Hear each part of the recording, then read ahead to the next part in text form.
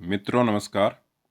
हमारे राजस्थान राज्य में सरकारी नौकरी की दृष्टि से यदि हम बात करें तो उनमें सबसे बड़ी जो है ओहदेदार जो नौकरी मानी जाती है वह आरएस की मानी जाती है। यह बात आप सभी को पता है और उसी के बारे में हम आज बात करने वाले हैं। इसकी जो बहुप्रतीक्षित जो वैकेंसी थी, जो विज्ञापन था, वह आपकी कल रात ही 28 आपकी जून को जारी हुआ है। इसका विस्तृत विज्ञापन, उसके बारे में आज हम बात करने वाले हैं। इससे पहले मैंने एक वीडियो के माध्यम से आपको बताया था कि जो आने वाली जो आरएस की जो भर्ती होगी उसमें आपके लगभग 905 पद होंगे और वैसा ही बिल्कुल सही वो बात हमारे निकली है। जो भी हमें सूचना दी थी वो बिल्कुल सही है। इसके बारे में बात करेंगे हम। कुल आपके आरएस की भर्ती में कुल 900 पद हैं, जिसमें से आपकी राज्य सेवाओं के 424 पद हैं और अधीनस्थ सेवाओं के आपके 481 पद हैं। उसमें से भी यदि हम बात करें प्रशासनिक सेवाओं की और पुलिस सेवाओं की, तो ये जो है दो जो पद हैं सबसे ऊपर माने जाते हैं और सबसे अच्छे पद जो माने जाते हैं इसके हमारे आरएस की जो है आपके पोस्ट है उसमें से राजस्थान प्रशासनिक सेवा के और राजस्थान पुलिस सेवा के। तो सबसे पहले इसके बारे में हम बात करेंगे कि इसके कितने पद हैं। राजस्थान जो प्रशासनिक सेवा है उसके आपके 67 पद हैं, 67, और राजस्थान पुलिस सेवा के 60 पद हैं। उसके साथ ही राजस्थान लेखा सेवा के 130 पद हैं। ये तीनों ही जो आपके पोस्ट हैं L14 में आते हैं, यानी कि इनका जो वेतनमान है पे मैट्रिक्स हैं वो लेवल 14 में आपके आता है। देखिए, इनके अलावा और भी हैं, जैसे राजस्थान राज्य बीमा सेवा है उसका भी लेवल जो पे मैट्रिक्स लेवल है वह आपके लेवल 14 का 14 का है। लेकिन बड़ी बात यह है कि इसमें लोग जो है राजस्थान प्रशासनिक सेवा को, राजस्थान पुलिस सेवा को सबसे ज़्यादा तवज्जो देते हैं। हाँ, क्योंकि इसका कारण ये कि ये आपके सबसे बड़े रुतबे की जो है नौकरी मानी जाती है। इसके अलावा मैं आपको बताऊंगा कि राज्य सेवा के 424 जो पद हैं उसमें आपके 21 प्रकार के पदों में ये 424 पदों को बांटा गया है और इसमें सारे के सारे जो पद हैं लेवल 12 के और लेवल 14 में आपके आते हैं। बाकी आप स्क्रीनशॉट लेकर देख सकते हैं कि किस प्रकार इन पदों को अलग अलग भागों में बांटा गया है। और इसके बाद मैं बात करूँगा आपके सामने अधीनस्थ सेवाओं की, जिनके कि आपके 481 पद हैं और उन पदों में जो है आपके इनका थोड़ा वेतनमान जो होता है, पे मैट्रिक्स जो लेवल होता है वो थोड़ा आपके नीचे होता है। इसमें जैसे देवस्थान अधीनस्थ हैं, टीएसपी के हैं, राजस्थान तहसीलदार सेवा है, आबकारी अधीनस्थ है, इस प्रकार के पद आपके आते हैं। और ये जो पद होते हैं अधीनस्थ सेवाओं के, ये आपके लेवल 10 और लेवल 11 वाले ही सारे होते हैं। अब आप समझ के होंगे ये थोड़े से पद नीचे हैं और बाकी जो पद हैं लेवल 12 और लेवल 14 वाले आपके इसमें पद रहते हैं। तो इसमें कुल जो है 481 पद जो है इनको अधीनस्थ सेवाओं की, इनको आपके 22 भागों में इस प्रकार बांटा गया है। ये आप स्क्रीनशॉट लेकर देख सकते हैं। तो ये हमने पदों की बात की। उसके बाद मैं थोड़ी बात और करूँगा। ये आपके विशेष नोट दे रखा है, इस एक नोट जो है आपके लिए ज़रूरी है, दो वो मैं आपको बता देता हूँ। बाकी जो सामान्य जानकारी है वो आपके लिए ज़रूरी नहीं है। पहला जो नोट दे रखा हुआ ये दे रखा है कि टीएसपी क्षेत्र के अभ्यर्थी गैर टीएसपी क्षेत्र की रिक्तियों के विरुद्ध भी पात्र हैं। यदि कोई टीएसपी क्षेत्र के अभ्यर्थी हैं तो वह टीएसपी गैर टीएसपी के अंदर भी फॉर्म भर सकते हैं। लेकिन यदि आप नॉन टीएसपी क्षेत्र से बिलोंग करते हैं तो आप टीएसपी क्षेत्र में फॉर्म नहीं भरते। यदि आप ऐसा करते हैं तो आपका फॉर्म जो है रिजेक्ट कर दिया जाएगा। उसके बाद पॉइंट 2 है, वो भी आपके लिए बहुत ज़रूरी हो जाता है जानना, क्योंकि उसमें क्या लिखा देखिए कि अधीनस्थ सेवाओं की जो क्रम संख्या है, किसकी, अधीनस्थ सेवाओं की जो क्रम संख्या है 2, 3, 9, 10, 11, 19 और 22, इसके लिए केवल विभागीय कर्मचारी ही आवेदन कर सकते हैं, क्योंकि ये केवल और केवल उनके लिए ही आरक्षित हैं जो राज्य सेवा में नहीं है। जो विभागीय कर्मचारी नहीं हैं वह इन पदों के लिए आवेदन नहीं कर सकता। ध्यान से देख लीजिएगा। तो क्रम संख्या है 2, 3, 9, 10, 11, 19 और 12, क्या है, अधीनस्थ सेवाओं के लिए केवल यही पात्र है। उसके बाद अराजपत्रित कर्मचारी हैं तो आरक्षित पदों के संबंध दे रखा है। तो ये नहीं, मैं नहीं मानता कि आपके लिए कुछ जरूरी जानकारी है। उसके बाद कुछ टिप्पणियाँ और भी दे रखी है, उनको हम स्किप करेंगे और सीधा मैं नीचे चलूँगा थोड़ा आपके लिए। हालांकि सभी जानकारी जो है सारी सारी अच्छी है और आपके लिए ज़रूरी भी है, लेकिन सबसे पहले आपको ये पता होना ज़रूरी है। जो तैयारी करें उनको तो हालांकि मालूम है, लेकिन कहीं ना कहीं ये वीडियो इन फ्यूचर जो तैयारी करने वाले हैं उनके लिए काम करेगा। जो जैसे अभी जो बीए फर्स्ट ईयर में है, सेकेंड में, तो उनको पता चल होना चाहिए कि आरएस बनने के लिए कम से कम क्या योग्यता हमारे पास होनी ज़रूरी है। अनिवार्य शैक्षणिक की योग्यता दे रखी है। इसके लिए 1957 का जो यूनिवर्सिटी ग्रांट्स कमीशन का रूल है उसके अनुसार आपको ग्रेजुएशन कंप्लीट होना जरूरी है। देखिए हिंदी में लिखा हुआ भी है, शैक्षणिक अर्हता संबंधी प्रावधान उक्त पदों की अपेक्षित शैक्षणिक अर्हता के अंतिम वर्ष की परीक्षा में सम्मिलित हुआ हो। यानी कि आप ग्रेजुएशन के लास्ट ईयर में हैं तो आप दे सकते हैं, हुआ हो या सम्मिलित होने वाला व्यक्ति भी आवेदन करने के लिए पात्र होगा।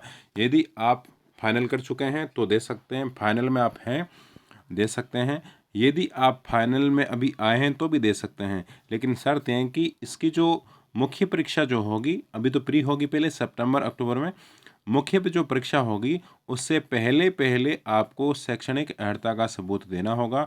यानी कि आपकी ग्रेजुएशन कंप्लीट होनी चाहिए। यानी कि कुल मिलाकर बात यह है कि जिनके भी ग्रेजुएशन कंप्लीट हो चुकी है उनके लिए ये बहुत अच्छी बात है। चाहे आपने बीएससी कर रखी हो, चाहे बीसीए कर रखी हो, चाहे बीए कर रखी हो, चाहे बीकॉम कर रखी है, सभी अभ्यर्थी इसके लिए पात्र हैं। उसके बाद हम आयु सीमा की बात करते हैं, वो जान लेना जरूरी है। कम से कम आपकी आयु 21 वर्ष होनी जरूरी है और अधिकतम 40 वर्ष से कम आपकी होनी चाहिए। 21 से 40 से वर्ष आपकी उम्र हो। और ये जो आयु मानी जाएगी 1 जनवरी 2024 तक मानी जाएगी। यदि 1 जनवरी 2024 तक आप 21 वर्ष के होते हैं तभी आप यह फॉर्म के लिए अप्लाई कर सकते हैं। यानी कि यदि आपने ग्रेजुएशन कर भी रखी है लेकिन यदि आप 21 वर्ष के नहीं होते हैं 1 जनवरी 2024 तक तो आप इसके लिए एलिजिबल नहीं हैं। उसके बाद कुछ आयु सीमा में छूट भी दे रखी है।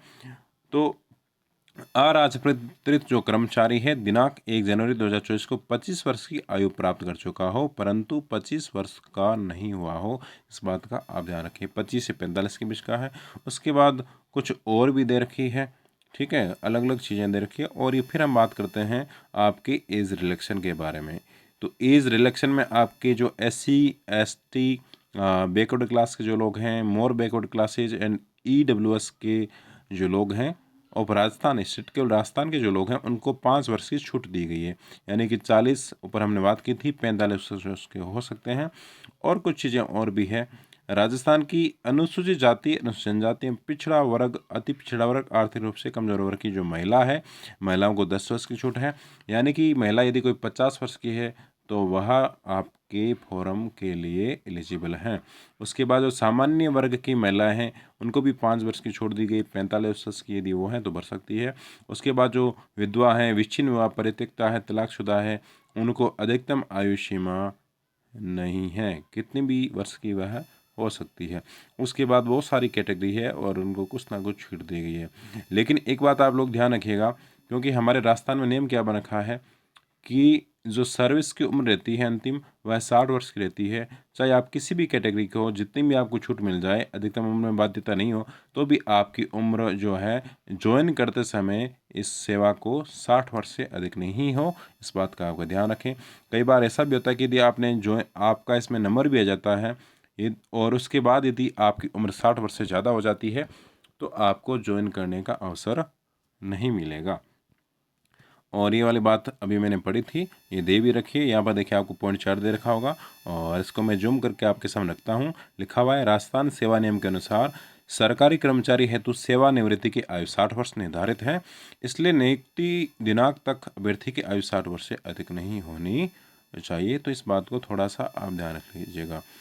फिर हम बात करते हैं अन्य विवरण की, जिसमें कि चयन प्रक्रिया की बात होती है। चयन जो प्रक्रिया होगी उसमें पहले परीक्षा होगी जिसको हम प्री बोलते हैं। उसके बाद आपकी मुख्य परीक्षा होगी। उसके बाद साक्षात्कार आपके होगा जो इंटरव्यू के नाम से आप लोगों को पता है। परीक्षा का स्थान एवं माह, ये लगभग आपके जो प्री का एग्ज़ाम है ये सितंबर अक्टूबर में होने की संभावना है। और यथा समय आपको परीक्षा स्थान और तिथि के बारे में अलग से सूचित कर दिया जाएगा।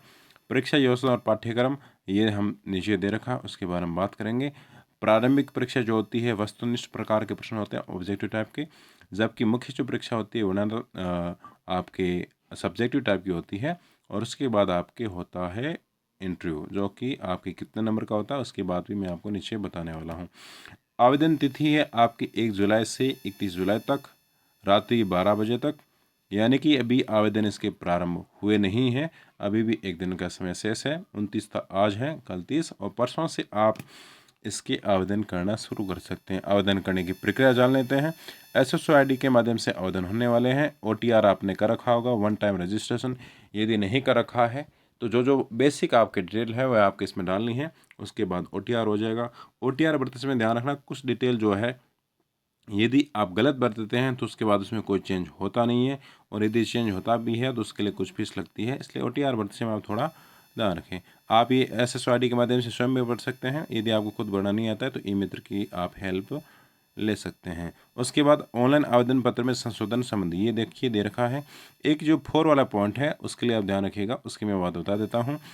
क्योंकि इसमें देखिए गड़बड़ करने पर थोड़ा दिक्कत ये रहती है कि दूसरा पॉइंट क्या देखिए, आयोग द्वारा प्रथम घोषित परीक्षा आयोजन की तिथि से 45 दिवस पूर्व 10 दिन के ऑनलाइन एडिट हेतु विकल्प खोला जाएगा, जिसके अंतर्गत अभ्यर्थी के फोटो, नाम, पिता के नाम, जन्म तिथि और लिंग के अतिरिक्त अन्य संशोधन किए जा सकते हैं। मान लीजिए कि आपने फॉर्म भरा है, कुछ ना कुछ आपकी गलती रह गई है, तो परीक्षा आयोजन की जो तिथि है उससे 45 दिन पूर्व, जैसे कि मान लीजिए सितंबर में एग्जाम है और जो भी डेट है उससे 45 दिन पूर्व ये आपकी एडिट का ऑप्शन आपका आएगा, 10 दिन तक खुला रहेगा, और उसमें आप अपनी फ़ोटो, नाम, पिता का नाम, जन्म तिथि और आपका जो जेंडर है उसके अतिरिक्त अन्य संशोधन आपके द्वारा किए जा सकते हैं। उसके बाद 4 वाला पॉइंट पड़ेगा, वन टाइम जो रजिस्ट्रेशन लागू यदि किया जाता है, किए जाने के कारण ऑनलाइन आवेदन में अभ्यर्थी के नाम, पिता का नाम, जन्म तिथि और लिंग में किसी स्तर पर कोई संशोधन संभव नहीं होगा। इस बात को आप पहले से क्लियर कर लें। और यदि कोई करेक्शन होता है तो सभी प्रकार के अनुमत संशोधन हेतु शुल्क 500 रुपये निर्धारित है। 500 रुपये आपको शुल्क देना पड़ेगा। इसलिए जो भी आप करें आराम से, सावधानी से आप इसको फिल करें, क्योंकि एक बार OTR हो गया तो उसमें फिर आपकी दिक्कत रह सकती है। आयोग द्वारा परीक्षा आयोजन के पश्चात किसी भी प्रकार का त्रुटि सुधार नहीं किया जाएगा। ये परीक्षा से पहले पहले आपके सुधार किया जाएगा। फिर मैं शुल्क की बात कर लेता हूँ। इसमें क्या है कि अभी राजस्थान सरकार ने जो नियम बनाया था, कार्मिक क्रमांक 2 विभाग के परिपत्र, ये जो 19 अप्रैल को आपके जारी हुआ था 2023 को, उसमें समस्त भर्ती परीक्षा में एक बार ये पंजीयन शुल्क निर्धारित किया गया था। और वह क्या था, सभी के लिए एक बार ये है। जो सामान्य वर्ग के हैं उनके लिए 600 रुपये, सामान्य अनारक्षित पिछड़ा वर्ग के क्रिमिलेयर अति पिछड़ा वर्ग के जो अभ्यर्थी हैं उनके लिए 600 है। बाकी आरक्षित वर्ग जो है अनुसूचित जाति यानी कि SC ST, पिछड़ा वर्ग नॉन क्रिमिलेयर, अति पिछड़ा वर्ग नॉन क्रिमिलेयर, आर्थिक रूप से कमजोर, इडलस शहरी क्षेत्र के अभ्यर्थी, उनको 400 रुपये शुल्क देना है। और जो दिव्यांगजन है 400 रुपये इनको शुल्क देना है। ये ध्यान रखिएगा, ये एक बार ये पंजीयन शुल्क है। यदि आप पहले किसी परीक्षा में ये जमा करवा चुके हैं तो इसमें मेरे ख्याल से इसमें आपको जमा करवाना नहीं होगा। नीचे लिखा भी है एक जगह, ये दूसरा पॉइंट दे रखा है इसमें, आपके इसमें दे रखा है, ठीक है। इसके बाद में आपको सिलेबस की थोड़ी बात बता देता हूँ। जो प्री का एग्ज़ाम होता है RS का, वह आपके 3 घंटे का होता है, और जनरल नॉलेज और जनरल साइंस का पेपर होता है, वह आपके 200 नंबर का और 3 घंटे का आपके पेपर होता है, जिसमें 150 प्रश्न आपके आते हैं। यहाँ जो प्री पास करते हैं उसमें क्या होता है कि जितनी सीटें होती है उसके 15 गुणा को इसमें आपके पास किया जाता है मुख्य परीक्षा के लिए। जैसे कि मान लीजिए हमारे ये जो वैकेंसी निकली है 905 पदों की है, तो मुख्य परीक्षा के लिए इसके 15 गुणा लगभग आपके, हम बात करते हैं तो 15 गुणा आपके हो जाते हैं। 15 को 900 से गुणा करने पर लगभग 14,000 के करीब अभ्यर्थियों को मुख्य परीक्षा में आपके इसमें बिठाया जाएगा। उसके बाद मुख्य परीक्षा में जितने पास होते हैं उनमें से कुछ लोगों को जो है फिर आपके 2 या 3 गुना को लगभग इंटरव्यू में आपके बुलाया जाता है। मुख्य परीक्षा में क्या रहता है, मुख्य परीक्षा में आपके 4 पेपर होते हैं। फर्स्ट पेपर जनरल स्टडीज़ का होता है, सेकंड में जनरल स्टडीज़ का, और पेपर थर्ड जो होता है वह भी जनरल स्टडीज़ का होता है। ये तीनों ही आपके 200-200 अंकों के होते हैं। उसके बाद पेपर जो 4 होता है वह आपके लैंग्वेज का होता है, general Hindi and general English का, ये भी आपके 200 अंकों का होता है। इस प्रकार हमने देखा कि मुख्य जो परीक्षा होती है 800 अंकों की होती है। यहाँ ये एक बात नोट कर लें आप लोग, जो प्री का जो पेपर होता है 200 अंकों का, उसके जो है अंक आपके मुख्य परीक्षा में जुड़ते नहीं हैं, वह केवल ऐसे होता है। उसके बाद जो मुख्य परीक्षा के जो 800 अंक होते हैं, और उसके बाद इंटरव्यू होता है आपके, जो उन दोनों के जो है अंक जोड़े जाते हैं, उनके आधार पर ही आपके जो है मेरिट निर्धारित होती है। और जो इंटरव्यू आपके होता है आपके 100 अंकों का होता है। इस प्रकार RS की जो कुल मार्किंग रहती है आपके 900 अंकों की रहती है, और उसमें से आपकी मेरिट बनती है। यहाँ पर ये देखा जाता है कि 50 से 60% के बीच जिसके नंबर हैं उसका RS बनना श्योर है, यानी कि 50% लगभग इसकी मेरिट रहती है 45 से 50%। ठीक है, तो ये हमने बात की है आपके सिलेबस के बारे में। अब बाकी आपके बहुत सारे नोट दे रखे हैं, बहुत सारे महत्वपूर्ण बिंदु दे रखे हैं। आप यदि पढ़ना चाहते हैं तो स्क्रीनशॉट ले सकते हैं और इसके बारे में पढ़ सकते हैं। एक इसमें दूसरा वाला पॉइंट अच्छा है कि अभ्यर्थी यथासंभव मोबाइल नंबर एवं पत्र व्यवहार के पते में परिवर्तन नहीं करें। यदि परिवर्तन किया जाना आवश्यक हो तो इसकी सूचना आयोग को शीघ्र भेजें, क्योंकि इसमें दिक्कत रहती है आयोग को फिर आपको सूचित करने में, मोबाइल नंबर और आप चेंज नहीं करें। बाकी कुछ और भी दे रखे हैं और एक ये यदि 9 नंबर दे रखा है, यदि कोई अभ्यर्थी निर्धारित समय तक विस्तृत आवेदन पत्र आयोग को प्रस्तुत नहीं करता है तो ये माना जाकर कि अभ्यर्थी उक्त पद हेतु इच्छुक नहीं है, उसकी अभ्यर्थता रद्द की जाएगी। बाकी और भी चीज़ें आपके लिए दे रखी है। जैसा कि मैंने कहा है, आपको ठीक लगे तो स्क्रीनशॉट लिख सकते हैं और आप इसको आराम से तसल्ली से आप पढ़ सकते हैं। प्रमाण पत्रों का सत्यापन भी दे रखा है, भूतपूर्व सैनिकों का दे रखा है, AWS का दे रखा है। फिर हम नीचे आते हैं थोड़ा सा, जहाँ पर बात करते हैं हम ये जो पद दे रखे हैं सारे के सारे 905। ऊपर तो हमने देखा था कि अधीनस्थ सेवाओं की अलग अलग बना रखा था, 424 और 481 ऐसे कर रखा था। यहाँ नीचे आपके क्या कर रखा है कि जितने भी अधीनस्थ सेवाओं के पद हैं, जितने भी राज्य सेवाओं के पद हैं, इनको कैटेगरी वाइज आपके जो है अलग अलग कर रखा है। जितनी भी हमारी कैटेगरी बनती है, जनरल की, जनरल वुमेन की, आपके विडो की, डिवोर्स की, उन सभी के अनुसार अलग अलग बना रखा है दिखने में, क्योंकि 9 से 5 पद हैं। लेकिन आपके लिए जो अलग आपकी जो कैटेगरी है उसमें लास्ट में जाकर हो सकता है किसी में 50 पद बचते हैं, किसी में 20 बचते हैं, किसी में 5 बचते हैं। तो उस हिसाब से आपके लिए अपनी कैटेगरी की पोस्ट को देखना भी ज़रूरी हो जाता है। जैसे कि ये ऊपर आपको दिखाई दे रहा होगा कि राजस्थान प्रशासनिक सेवा के 67 पद हैं, इसमें आपको दिखाई दे रहा होगा। लेकिन जनरल के लिए इसमें केवल 16 पद हैं। और फिर यदि बात करते हैं इसके आगे, जैसे जनरल वुमेन की तो 5 ही पद है, विडो के 2 हैं, डिवोर्स के इसमें है नहीं। तो इस प्रकार अपनी कैटेगरी जो है उसके अनुसार आप अपने पद को देख लें तो आपके लिए कहीं ना कहीं ठीक रहेगा। तो हमने इस वीडियो में जहाँ तक है RS की आपके सारी की सारी जानकारी साझा करने का प्रयास किया है। फिर भी हो सकता है कि मानवीय वजह से कुछ जानकारी छूट गई हो। यदि आपको यह वीडियो जो है यूजफुल लगे, उपयोगी लगे, तो आप अपने मित्रों के साथ, दोस्तों के साथ साझा कर सकते हैं। बाकी हमारा टेलीग्राम चैनल बना हुआ है, आपको डिस्क्रिप्शन मिल जाएगा। बहुत सारी चीज़ें हैं जहाँ से आप हमको ज्वाइन कर सकते हैं, हमेशा हमारे साथ जुड़े रह सकते हैं। और यदि आपको उससे भी ज़्यादा अच्छा लगता है तो इस चैनल को आप सब्सक्राइब कर सकते हैं। हालांकि मैं कहूँगा नहीं आपको सब्सक्राइब करने के लिए, यदि आपको उचित लगे, ठीक लगे तो आप सब्सक्राइब करें, बाकी आप रहने दें। Thank you.